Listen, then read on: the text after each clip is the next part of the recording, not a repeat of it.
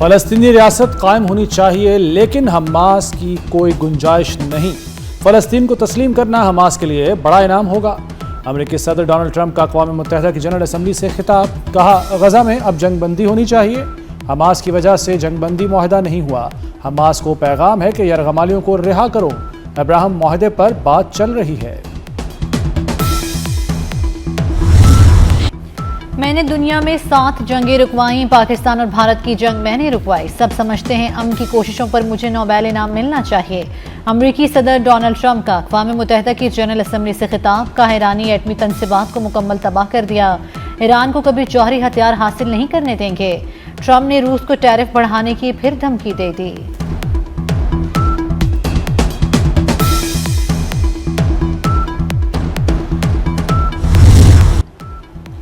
गजा में कत्ल गारत की तमाम हदें पार हो गईं। जिन उसूलों पर अक़वाम मुत्तहिदा की बुनियाद रखी गई थी वो आज मुहासरे में है। भूख को बतौर हथियार इस्तेमाल किया जा रहा है, सच दबाया जा रहा है।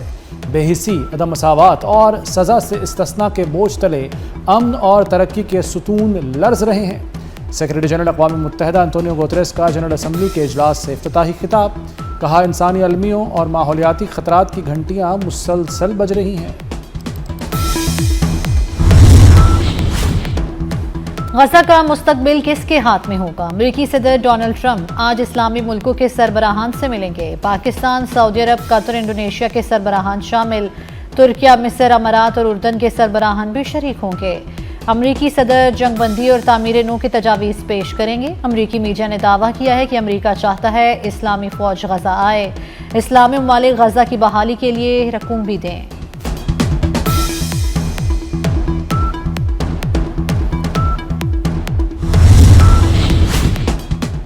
अक़वाम मुत्तहिदा का प्लेटफॉर्म मजलूम और निहत्थे फ़लस्तीनियों की आवाज़ बन गया। इसराइल के नापाक अज़ाइम खाक में मिल गए। 2 रियासती हल से मुताल्लिक़ अक़वाम मुत्तहिदा में तारीखी कॉन्फ्रेंस। फ्रांसीसी सदर का फ़लस्तीन को रियासत तस्लीम करने का ऐलान। सदर मैक्रोन ने कहा कि हमास तमाम यरगमालियों को रिहा करे, खित्ते में अमन देखना चाहते हैं। सऊदी वज़ीर ख़ारजा फैसल बिन फरहान ने कहा कि पायदार अमन के लिए 2 रियासती हल वाहिद रास्ता है। इसराइली इक़दामात से अमन को ख़तरा है। फ़लस्तीनी सदर का फौरी जंगबंदी का मुतालबा। महमूद अब्बास ने कहा कि हमास अपने हथियार हवाले करे।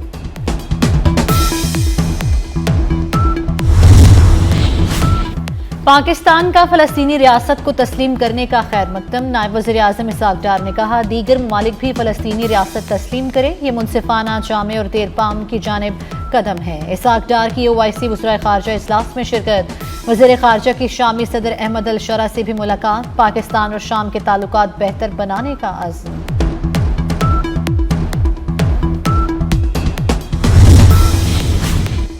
आज़ादी राय के अलमबरदार अमेरिका की कारस्तानियाँ बेनकाब। न्यूयॉर्क के ज़ेर इंतज़ाम अक़वाम मुत्तहिदा की कार्रवाई में खुली मुदाखलत। आलमी कॉन्फ्रेंस में कई रहनुमाओं का फ़ोन बंद हो गया। तुर्क सदर तैयब एर्दोगान के खिताब में माइक बंद हुआ। सदर इंडोनेशिया की तकरीर में भी माइक बंद रहा। कनाडा ने फ़लस्तीन को तस्लीम करने का बयान दिया। तकरीर में कनेडियन वज़ीर आज़म का माइक बंद हो गया। अमेरिका ने फ़लस्तीनी सदर को न्यूयॉर्क का वीज़ा भी नहीं दिया।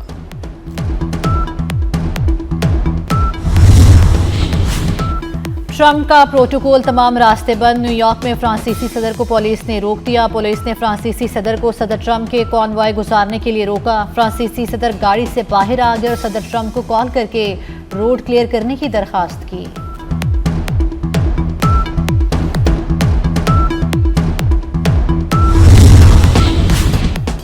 अक़वाम मुत्तहिदा की जनरल असम्बली का 80वां इजलास। वज़ीर आज़म शहबाज शरीफ जनरल असम्बली इजलास में शरीक।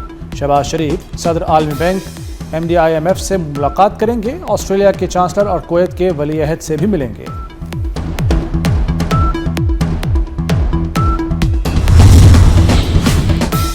पंजाब में सैलाब ने तबाही की दास्तानें रकम कर दी। सबसे ज्यादा नुकसान ज़राई अराज़ी को पहुंचा। पंजाब के 9 अजला में 33,75,000 एकड़ जमीन डूबी। सैलाब ने सब्जियों की 44% फसल तबाह कर दी। चावल, गन्ने और कपास की फसलों को भी शदीद नुकसान। फलों के 12% बागात सैलाब से शदीद मुतासिर हुए।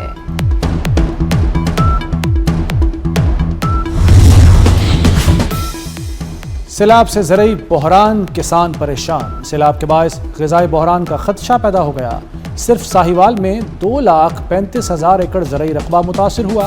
मुल्तान में 4,84,000 एकड़ ज़रई रकबा तबाही का शिकार हुआ। गुजरांवाला में 3,64,000 एकड़ रकबा ज़ेर आब आया। सरगोदा में 40,000, फैसलाबाद में 6,33,000 एकड़ और गुजरात में 3,53,000 एकड़ ज़रई रकबा सैलाब की नज़र हुआ। बहावलपुर में भी सैलाब ने ज़रई ज़मीनों को शदीद नुकसान पहुँचाया। लाहौर में 1,75,000 एकड़ रकबा सैलाब की नज़र हुआ। सैलाब से तबाही पर सिंध और पंजाब आमने सामने। शर्जील इनाम मेमन पर असमा बुखारी की लफ्जी गोलाबारी। शर्जील मेमन ने गुज़श्ता रोज़ कहा था पंजाब हुकूमत की नातजर्बाकारी से सैलाब ने ज़्यादा तबाही मचाई। असमा बुखारी बोली, शर्जील मेमन को हमें भाषण देने का शौक है, सारा आंगन टेढ़ा है, सिर्फ उन्हीं को ही नाचना आता है। सिंध का क्या हाल है, कोई बतलाओ या हम बतलाएं। सिंध को आसारे कदीमा बना दिया गया।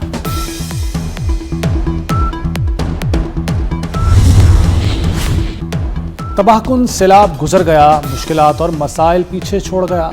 लियाकतपुर में सैलाब की तबाहकारियां, सैलाबी रेले ने रास्ते में आने वाली हर शय तहस नहस कर दी। मकानात और फसलें सब तबाह।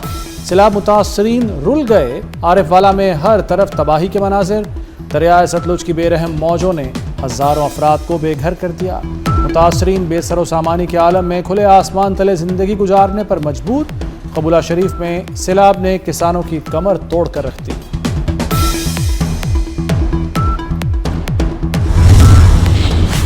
सैलाब से निपटने की तैयारी मुकम्मल थी। वज़ीर आला सिंध मुराद अली शाह की बेहतरीन तैयारियों पर टीम को मुबारकबाद। कहते हैं हिफाजती बंद महफूज बनाने का काम बर वक्त मुकम्मल किया।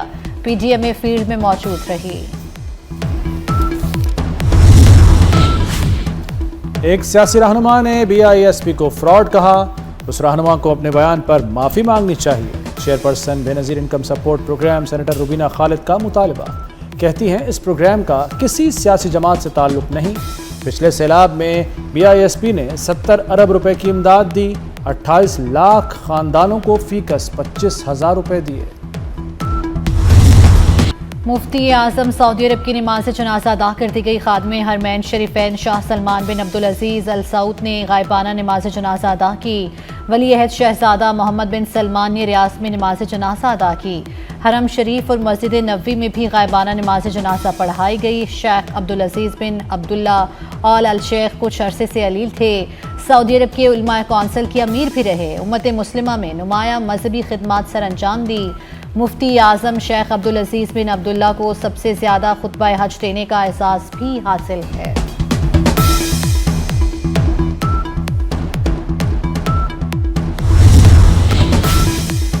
पाकिस्तान में गुर्बत बढ़ गई। 3 साल के दौरान गुर्बत की शरह में 7% इजाफा। गुर्बत की शरह 25.3% तक पहुँच गई। आलमी बैंक की रिपोर्ट के मुताबिक पाकिस्तान में 2022 में गुर्बत की शरह 18.3% थी। सिंध में खवातीन को अब हुकूमत पिंक स्कूटीज देगी। सीनियर वजीर शर्जील इनाम मेमन की ज़ेर सदारत इजलास पिंक स्कूटीज प्रोग्राम का जायजा लिया गया। शर्जील मेमन ने कहा सिंध हुकूमत हालिया हफ्ते खवातीन और तालिबात के लिए मुफ्त इलेक्ट्रिक स्कूटीज फराहम करेगी। खवातीन को रोजाना की आमदोरफ्त में आसानी होगी।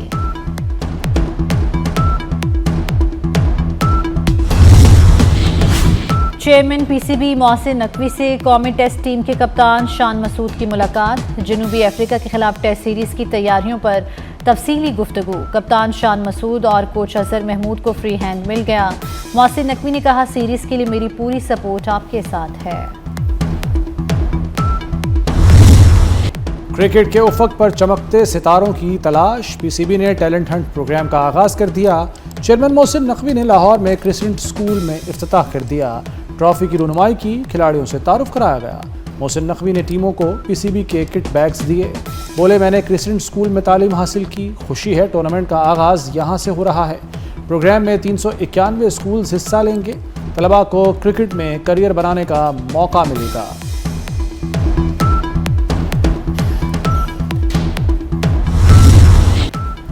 सऊदी अरब में 95वां कौमी दिन मिली जोश और जज्बे से मनाया गया। मुल्क की अहम शाहराएं इमारतें कौमी परचमों से सजाई गईं। सऊदी शहरों में मुख्तलिफ तकरीबात का सिलसिला जारी। सऊदी अरब के कौमी दिन पर पाकिस्तान की सियासी और अस्करी क़यादत की मुबारकबाद।